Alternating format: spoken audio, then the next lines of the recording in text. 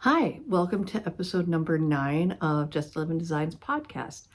My name is Shannon, Just Living Designs. I am coming to you from Billings, Montana, and today is Thursday, January 11th, just before 10 a.m. Yeah, it's quite chilly out, and we are going to get into a super cold snap coming up, so I'll talk to that a little bit about that and life stuff later on. So this is my podcast where I talk about the things that I've knit. I'll talk about some of my designs, but then I knit a lot and I knit other people's designs all the time as well. My channel is also used for my tutorials for my patterns.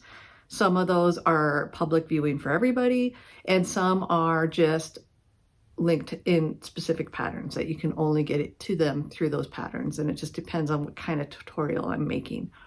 So yeah, you will find, tutorials for my patterns on this channel as well. I'm going to talk today about a couple of FOs, a couple of whips, a little bit of acquisitions, and then I'll end it with some life stuff and reading and watching, just the normal knitting podcast stuff. But I will start off with what I'm actually wearing today. I'm wearing a lot of knits today. I typically by now might even have a hat on, but I took a shower this morning. And so my hair you can see the back is quite wet. My hair takes a long time to dry. I'll have to go out shopping in a little bit, so I'll have to put a hat on then. But yeah, it takes a very long time to dry. And one of the reasons I throw a cowl on, especially this time of year after a shower, is because my neck gets really cold with my hair laying on my neck. So I always throw a cowl or a shawl or something. I don't wear shawls very often, but cowls, they're easy. They don't fall off. And so I will talk about my cowl first. This one is actually one of my designs. It is a Lucky Penny cowl. Came out a couple years back. It is made out of a mini skein set, 5 skein mini set. 6 skein mini set. Thought it was 5, but then I was like, wait. There's 6 colors. There's 5 in the middle, and it's quite a long tube, you can see, type cowl. And there's slip stitches whenever you change colors. So you can make this with as many minis as you want.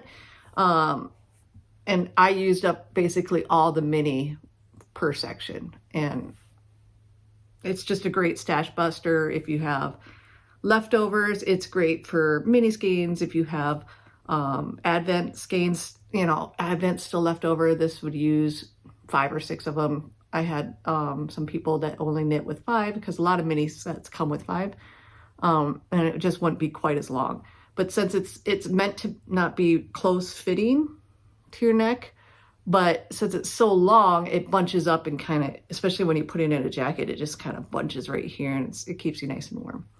And you can kind of pull it up, and you could even pull it up as a snood, or I could actually show you this. It's one of these cowls, so it's that long, that, let's see, how do I do this again?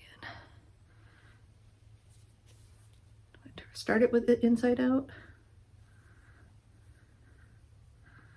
twist it,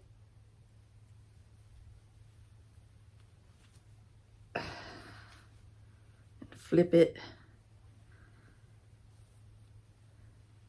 and then you could wear it as a hat, and you have like a double layer hat. If you don't have a hat, and it has a hole at the top, so if you don't have a hat, you could wear it that way, but this one works the best as a cowl.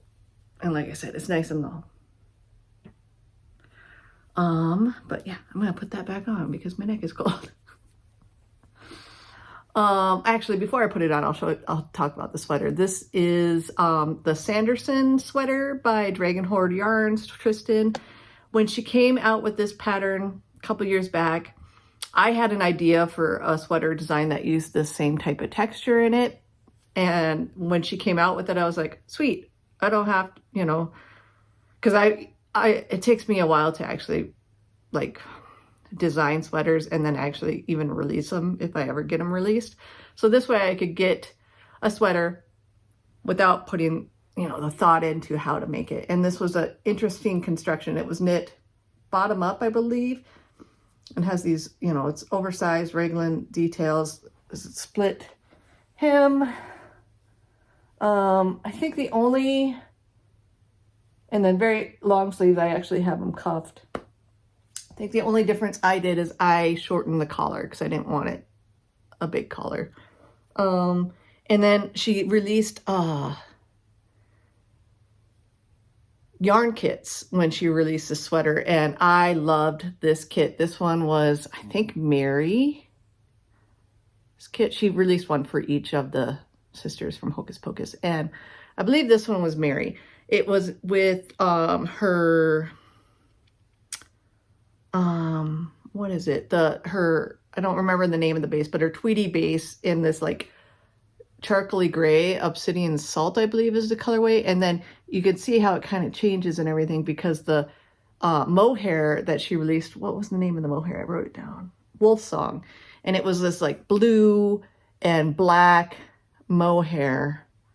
And that's the fun thing about like marline yarns, especially mohair on top of something. You can really change the look of it. Like this sweater, like the mohair on this, the blue in it was actually quite bright.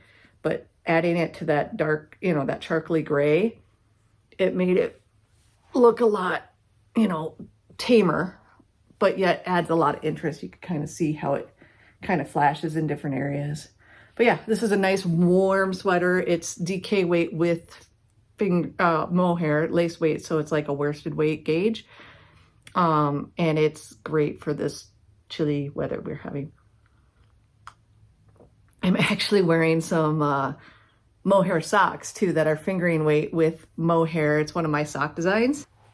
There, you can see it better there. Where it's, I use Mondim, Retro Rosario's Mondim in Rust. And then I think it was a Knit Picks. They don't have it anymore, but their mohair hand painted, like London hand painted or something. And it was a blue and black, I think, skein, and that with the rust made interesting. But these are super warm and super fuzzy, and they're like a DK weight. This is my cozy fuzzy socks pattern, made with a German short row heel. There's a tutorial on this channel for that. But yeah, I love these, especially when it's really chilly like that.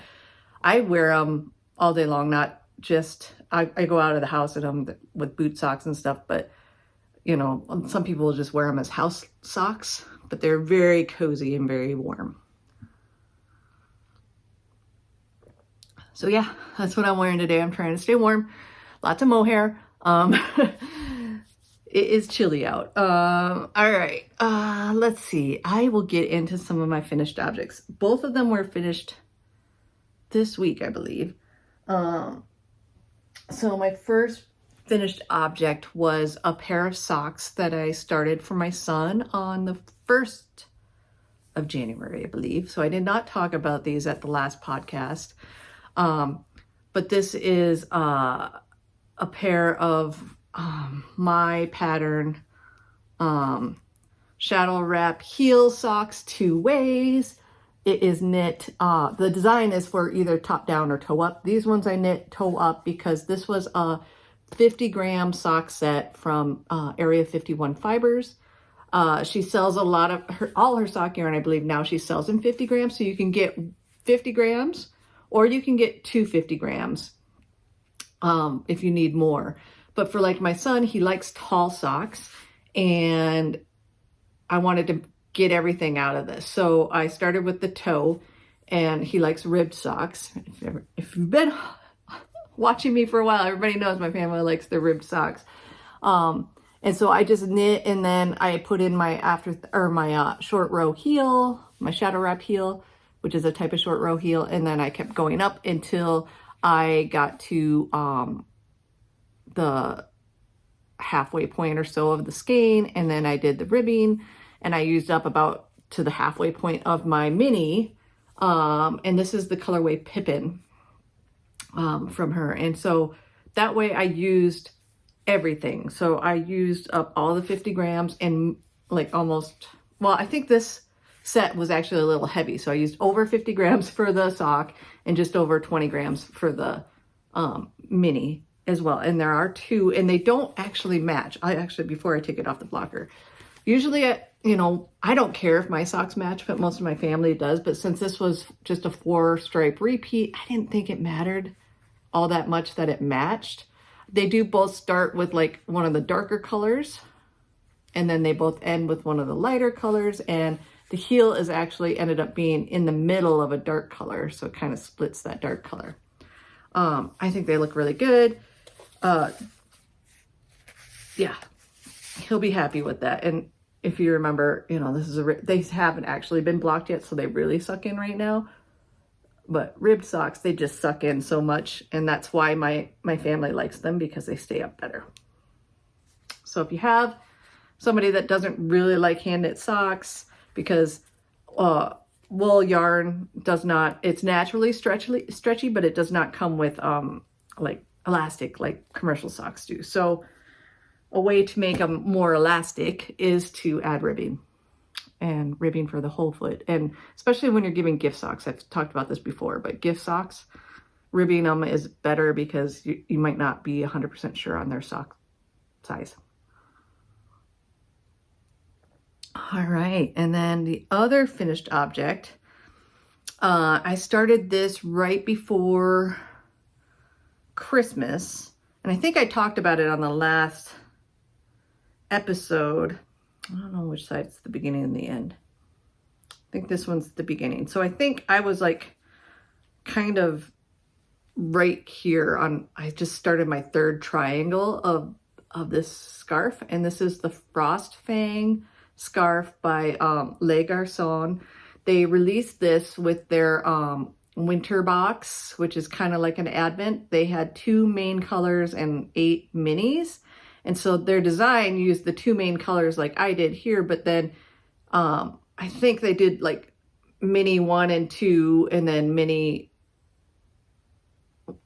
and they flopped them mini 1 and 2 for the next color. And then the next triangle, it was like mini 3 and 4 and 3 and 4 type thing. But I used stash yarn, really old stash yarn from when I worked at the yarn shop. This is Brooklyn Tweed Puri. It is discontinued.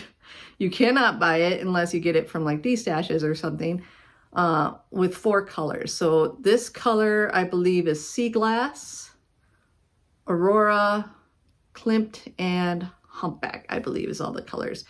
And so I just alternated back and forth between which contrast color.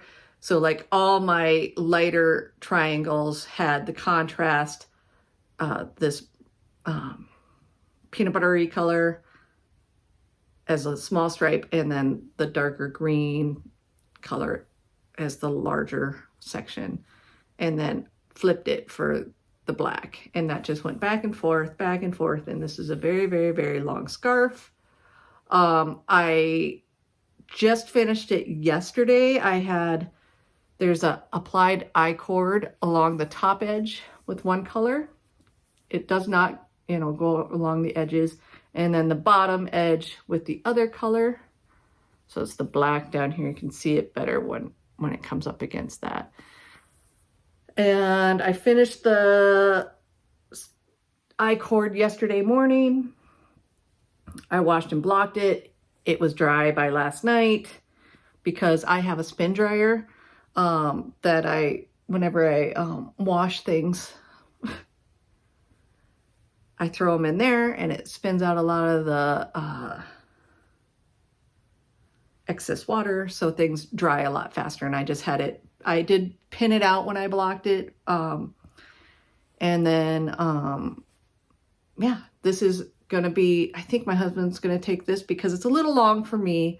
My torso is longer than the rest of my, I have a longer torso than I do for legs, but it's still too long for my torso. So it will work well for my husband, or like my brother actually is really tall, but his torso is about the same height as mine. So it wouldn't work. He's all legs, but it would work. It works for my husband. He's got so he actually had it on earlier today because I made him try it on so I could get a finished object picture of it. And he works from home. If you haven't been here before, he works from home. And our home office is quite chilly because it's where it's located in the house is just a chillier area. And so we had on a woolly sweater, fingerless mitts, and then I had him try on this scarf so I could get a picture of it. And then he just left it on while he was working in the office because he has to wear a headset when he works for meetings and stuff. And so he generally doesn't have a hat on, but he might like throw a hood up over or something if he's got his hoodie on.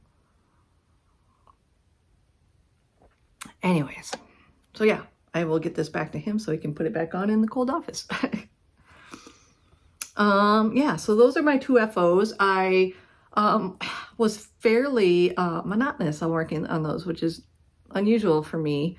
But yeah, that was good. All right, now for my whips, I only brought up two because these are the two that I've worked on the most. I did work a tiny bit on my muscle burrow hat and a little bit on my jelly roll, but again, I'm not going to show that until I actually get that last strip done, just because it's the same old. But I will show it once I get the last strip done. I probably will work on it more. I worked on it last night just because it was so chilly and it's so big that it can be my blanket while I'm working on it. So that's kind of nice. But this is my daughter's Sunday sweater. See, this is the back. And this one actually does have a front and back because I did add some short rows to it. This is by Petite Knit. It does not have short rows, but I added some after the yoke before I split for the sleeves because personally, I like the fit of a sweater when the back raises up a little bit and drops down the front. And so that's what I generally do. She has a few of these sweaters like this that don't have any short row shaping, but it's easy enough to add it in after the yoke detailing. This is again out of Stash Yarn, Deep Stash. It's another one that is discontinued, the main color.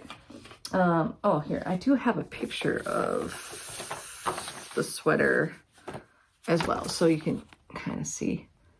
It is basically a bulky gauge, I believe. I don't remember what yarn she does, but yeah, it's a bulky gauge. I'm using an Aran weight with a mohair held together, and the Aran weight is from the fiber company Aran Moore. This is the discontinued yarn, so you can't get this anymore. It's like a Tweety bit type yarn. It has merino wool, cashmere, and silk, and it's kind of tweedy. You can kind of see, yeah, there's little tweedy flecks in there. And then you also see the silk mohair strand that I've got running with it, and that is, let's see, that is Biche Bouche Les Petites Silk Mohair. I will link the project page so you get the colorways and everything for this. I'll link everything down below that I talk about, all the knitting stuff that I talk about. I'll either link the patterns themselves or my project page, and from my project page you can see the yarns that I used and the pattern, and you can click on things from there. But yeah, so this is going really well. I am just on my last round of stockinette before, let's see, where's my stitch marker? There it is. So that's where I was the last time I showed you guys, which I do believe I talked about it on the last episode. But again, I didn't really work on it because I was working on that scarf mainly for most of my knitting, and then those socks when I was out of the house or other things because they're a good travel project. But now that I'm done with that scarf, I picked this back up and I knit a couple of inches, maybe 2.5, 3 inches. And I am on the final round of the body. And this is the other thing I wanted to talk about with, this is, I don't remember where I first heard this, but it's something that I try to remember to do. I don't always remember. But when you usually when you're doing your hem ribbing at the bottom of a sweater, you go down a needle size. This sweater actually has you going down 2 needle sizes. I'm just going down 1 because I don't want it to suck in a ton. My daughter doesn't like super balloony. So I'm just going down one needle size, but I'm knitting the final round on my smaller needle. And that way, when I go to do the ribbing, it will just make that first ribbing round look better because the purl stitches and the knit stitches will be smaller on that first rib round. So they won't kind of puff up on that first. It just makes it look a little bit nicer. I mean, you might not notice it with something that's this big of gauge and the heavy, thick yarns, but you know, I think it just makes it look cleaner. So I am on my ribbing needles that I'm going to use for the hem and just knitting around one round. And then I will start doing the ribbing. And so that sweater will the body will be done probably today. I'll probably get that ribbing done today and then pick up and do sleeves. And I think this sweater almost has like bishop sleeves. Is that what it's called? Where you're supposed to increase and then do a really quick decrease.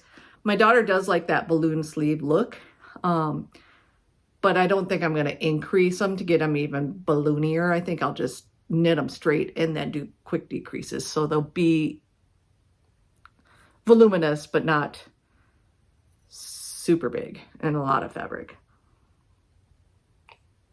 Especially with how heavy this is because of that like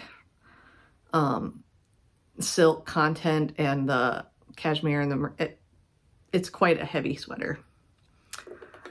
Yeah, so that's the oldest whip that I've got going, or that I'm showing. It's not the oldest whip I have going. Of course, you guys know I have like probably at least 9 other whips hanging out in my house. I'm trying to get through some of those this year.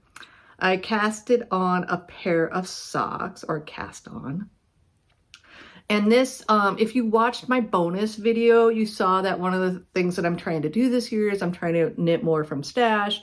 I always do knit a lot from stash, but I also buy a lot of yarn and it just goes into stash instead of like using it right away usually. So I'm trying to be better about not just buying yarn and throwing it into the stash. Now, I will probably still purchase yarn. I'm not putting a no purchase hiatus on myself, but I want to be better about not purchasing as much yarn. So what I did is I got this from Yarn Harlot. I saw it on Instagram from her, and she makes herself a little stash, like monthly yarn subscription thing. So she'll pull out 12 skeins of sock yarn to make socks, and that's what I did. I had my daughter actually help me. And so I have them in little brown paper bags, and then every month I'll grab a bag randomly out of my box and knit those socks in the month. I will probably knit other socks in the month. Like you see, I already knit a pair that started this month, but this is the pair that my daughter chose to put in there. And it's actually a freshly stashed yarn from the end of the year because this was, I think, my last advent from Legacy Fiber Arts. I did the 4 skeins of sock yarn advent, so it was every 4 weeks out of the in December. And this one was, what is it called? I have the tag. It is String Lights Repair Shop, which I believe I just saw on their Instagram. They dyed it up on all their bases, so you can get this now in their shop. And it's very Lisa Frank-esque. If you're an 80s kid, 90s kid, you know what that is. More 90s kid probably. But yeah, that very like crazy bright stuff. I wasn't a Lisa Frank kid by any means. I'm not a bright person, but my daughter loves this. And it has a sparkle mini. I don't know if you're catching that on the camera very well, but it's like an undyed sparkle mini. So this one, again, it's just a 50 gram. It's their micro sock set. And so 50 grams. So what I'm going to do is knit toe up. I'm using the same pattern as I did for my son's socks. My shadow wrap heels 2 ways. So I'm going to knit until I'm ready for the heel, throw in the heel, and then go up the leg until I'm about halfway through my main color, and then do the ribbing with the mini. And again, the way you get the most out of your yarn is you weigh it before you start knitting, and then as you're going, you weigh it just to make sure you're not going over, so you have enough out of the rest. And this little progress keeper, I love this guy. It's a little Yeti from Charmed and Dangerous. She's my favorite little charm maker, and I love this guy. He is really cute. I've had him for a couple years. I think the design might have changed now from this one, but yeah, she still makes those and they're really cute. I never usually talk about this, but I knit most of my socks on US 1 2.25 millimeter magic loop. But I knit both top down, toe up. I use lots of different heels, so I don't have a set way of knitting socks. It's just that when I'm using like a set amount of yarn, I generally will go toe up, and I'll either do a shallow wrap heel, a German short row heel, or afterthought heel when I do those, because those are the preferred heels that I like for toe up socks. There is also a Flegel heel, which I have in one of my patterns. I have another pattern that I need to still write up that has a Flegel heel in it, and then I will do a tutorial for a Flegel heel too. But I don't like Flegel heels as much. I prefer one of those other heels, and then I also find it a little bit more complicated for the getting the placement right, because you really need to measure things out for a Flegel heel, I think. All right, so those are my whips that I'm currently working on. This one I just started the other day when I finished my sun socks, and you know, it'll get done by the end of the month, I'm sure, but for the most part, I'm only working on it when I have to like go out of the house for things. Yeah, so that's all the knitting. I do have one acquisition, well, multiples from the same shop. Like I said, I am trying to buy less this year. I did purchase this before the end of the year. It just came into stash after, you know, got delivered after. But Les Garçons, they are a yarn dyeing company in Canada, and they just, I think, are opening up a storefront as well. But every year, or this is the second year, they did a collab after like Christmas time with a few different makers. And so they had a collab with Michelle of Woolens and Nosh, and I love Michelle's yarn. She just does great hand dyeing of self-striping, but then her base is different from most people's, because she has a couple different bases, but this is the one she's most known for, I think, is a superwash targy, which is 90% targy, 10% nylon, and it's just a plush, cushy, warm sock. So this was the Les Garçons colorway that she did with the mini, and I saw it and I loved it. It's very much in my wheelhouse for colors. It might not be socks for me, it might be for somebody else in my life, but because I have a lot of socks, but these are awesome. So since I was already ordering and already paying for shipping, I figured I'll add a couple of skeins of their British DK into my stash, because I have actually up here, I have this color, which is this Cardi's? This is back when it was still dyed by Dells before it became Les Garçons. This is Cardi's Ochre. And then I have some natural and Pepper's Mint as well. And so I think I'm going to make a sweater for my husband out of some of this. And I just wanted a darker contrast. And I wasn't sure which one would go better, but you can kind of see. So I got a couple for that, and then the other one I'll probably use as a design for a hat or something. But I got Edith Butler, which is this like super moody blue gray, I'd call it. It's like, it's a blue, but it's like very dark and darker than navy. It leans into that charcoal zone as well, but it's a lovely moody blue. And then I got one of their newer colors, Alex's Red Squirrel Friend. And it's just a really pretty, it's showing up a bit brighter on camera than it really is, but it's this really, like, it's a brownish red, I'd call it. But yeah, it's very pretty. And like I said, with what I got back here, I think either one of them would work. So we'll see what happens. But that's my stash acquisitions. And like I said, hopefully this year you won't see that grow as much. I usually do good at the beginning of the year and don't have as much coming in, and then towards the end of the year it gets crazy. But I'm really trying to actually knit more out of stash than comes in this year. That's my ultimate goal. We'll see what happens. Now I'll talk about a little bit of reading and watching and life stuff. Reading, same 2 books, Fairy Tale and The Last Actar by Sarah J. Maas. Fairy Tale is by Stephen King. It has gotten, I'm not quite halfway point, but it's gotten strange, which is Stephen King. And if you think about the name Fairy Tale, that's kind of where we're getting. Things are fairy tale-esque in it, in a Stephen King way. So I'm curious to see. I'm just getting into that fairy tale part of it, so we'll see where it goes. The Actar series, it's the final one from Sarah J. Maas. It's the one where they follow Feyre's sister. I can't think of her name right now, but that's the one I'm listening to on Audible. So I listen to that generally when I'm cleaning or sometimes when I'm knitting. Oh, I forgot to bring it up. The other acquisition I got is I ordered myself a book stand. So I can put my books on it and try to knit and read at the same time. I haven't attempted it yet because I've been too busy doing other stuff since it came in. And the knitting I've done isn't vanilla.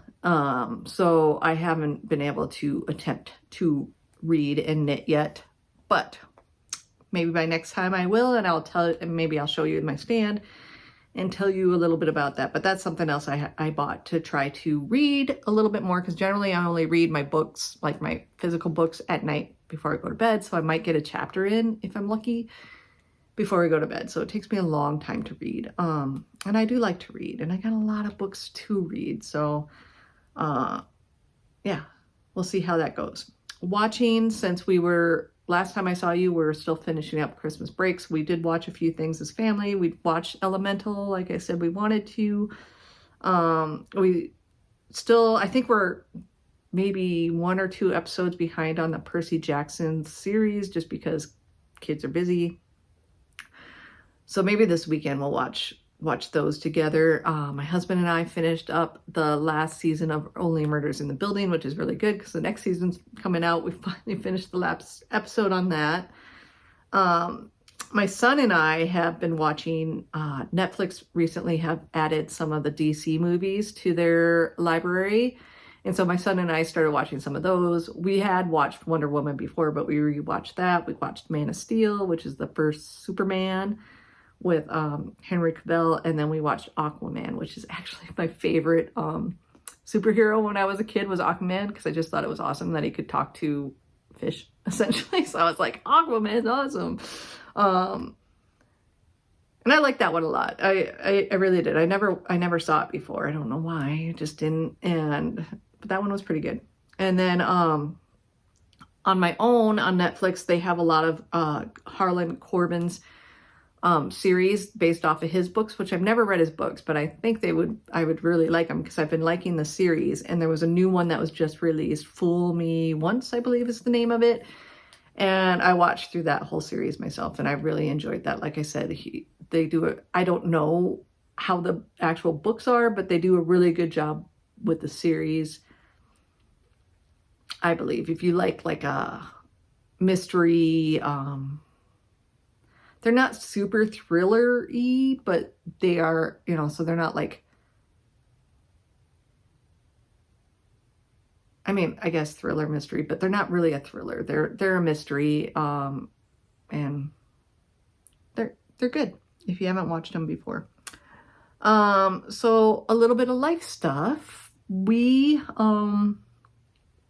finished, like I said, we finished up Christmas break since the last time I saw you. They went back to school the 2nd, and my husband went back to work that day, so it was right after New Year's. And then the weekend, so last weekend, my daughter had a local speech and debate tournament. So that was held here, and when it's local, they have to get a lot of judges. And with speech and debate, it's whoever is willing to volunteer. And the kids were tasked with finding at least 5 slots to judge. And so my husband and I split it up. I did Fridays. So it started at 4 o'clock on Friday, and the last round, it was 4, 6, and 8. And so we got out of there. I judged all those rounds, and we got out of there around, it was a little after 9:30, I think, by the time we left the school. And the school that we were, Billings is the biggest town in Montana, and there is kind of like suburbies almost, like we call it the Heights. So it's up above the rim rocks, and it's a whole nother little like mini town really. And the high school that's up there, it takes about 25 to 30 minutes depending on traffic for us to get from that high school to our house. So yeah, then we had to drive down, and my daughter never had time to eat dinner that night. And so I picked her up some Wendy's on the way home at like 10 o'clock at night. She ate. They fed the judges, so I had food, but they didn't feed them. They had there was concession stands there, and they had some food trucks, but she just never got out to get any food. Anyway, so yeah, I judged 3 different rounds of speech, 3 different types of speech. And then my husband on the Saturday, he took her in. They had to be in there by 7:30, but they got there probably before that because the round started at 8, and he judged debate on, I think, 2 of the slots. He judged at 8 and then noon. He didn't have to judge the 10 o'clock slot. And then he came home after that, and she didn't get done until 5:30, 6 o'clock, somewhere in there was after the awards got done. And then she went out with some friends to eat dinner, and then came home around 9:30 that night, I think. Because a lot of, like, she hangs out with, she's a freshman, but she hangs out with, since it's speech and debate, the kind of big, long family, and she hangs out with upperclassmen that can drive. So she got rides with them back home from that and hung out with them. And then this weekend, it was supposed to be another speech and debate tournament for her, but it got canceled yesterday, I believe, because we are heading into a very cold snap in the state of Montana. Today is, the highs are above 0, but tomorrow, so Friday, Saturday, and Sunday this week, the highs are not above 0. They are like, I think the highest we get in those 3 days predicted is 4 below. And then it's a bit windy. Like right now, there's a little bit of snow coming down too. We don't have, there's just like a dusting of like an inch on the ground right now. We did get snow last weekend, but not much. And then,